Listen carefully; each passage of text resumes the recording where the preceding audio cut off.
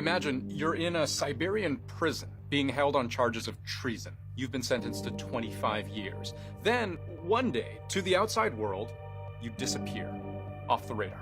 That's what reportedly happened to Vladimir Kara-Murza, a dual UK-Russian citizen and Russian opposition politician, just in the last few days. Now, this isn't unusual. Secret prison transfers happen all the time in Russia. But one by one, other jailed dissidents disappeared as well, which is unusual. It fueled speculation that something big was about to happen. And by all accounts, it's happening as I speak. Dramatic developments overseas in Russia. We're getting word of potentially a massive prisoner exchange. This is the most extraordinary breakthrough in prisoner swaps. One of the most extraordinary in recent history, I think. The U.S. and Russia have agreed to a massive prisoner swap, the biggest we've seen since the Cold War. Well, good afternoon. And this is a very good afternoon. Some 24 prisoners being held in Russia, the U.S., Germany, Poland, Slovenia, Norway, and Belarus, changing hands, going back home. In just a few hours, we'll welcome home our fellow Americans. And among them, Canadian and former U.S. Marine Paul Whelan, arrested more than 5 years ago, convicted of espionage, a charge he says is completely bogus.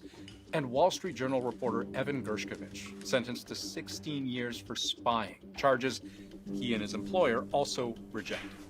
Now, let me underline, this story is very much in flux, and all I can do is tell you what we know right now, at the time we record and publish this video.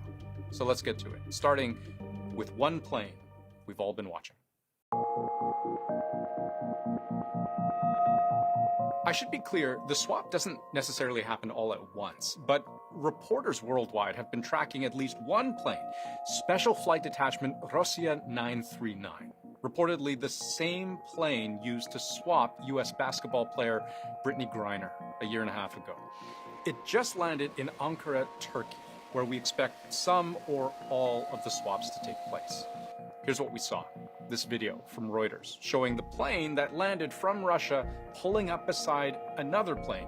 And though numbers and names are still trickling out, here's a list published by the Washington Post. 16 prisoners from the West in exchange for 8 Russian prisoners. Some of those names you might recognize. Paul Whelan is one. He holds dual Canadian-American citizenship, used to serve in the U.S. Marines. Russian police say they caught him red-handed in a Moscow hotel room with a USB stick containing a list of secret Russian agents. He was sentenced to 16 years in a maximum security prison.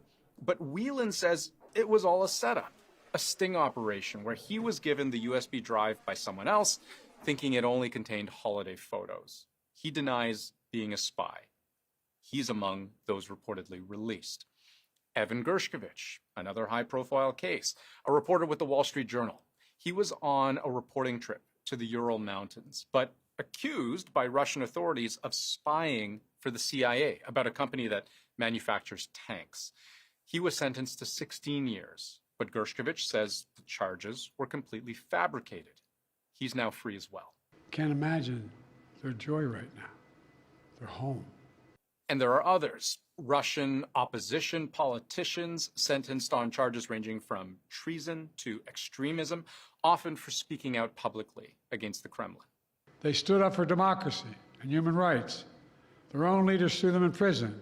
In exchange for their release, at least 8 Russians, 3 being held in the United States, believed to have links to Russian intelligence, as well as 2 in Slovenia, 1 in Norway, and 1 in Poland.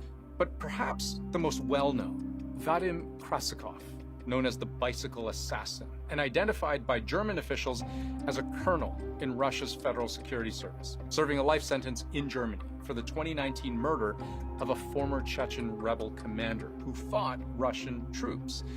He was killed in a park in Berlin in broad daylight. German judges said Krasikov acted on Russia's orders, provided a false identity, passports, all the resources needed to carry out the hit. He was reportedly on a plane to Ankara, Turkey as well.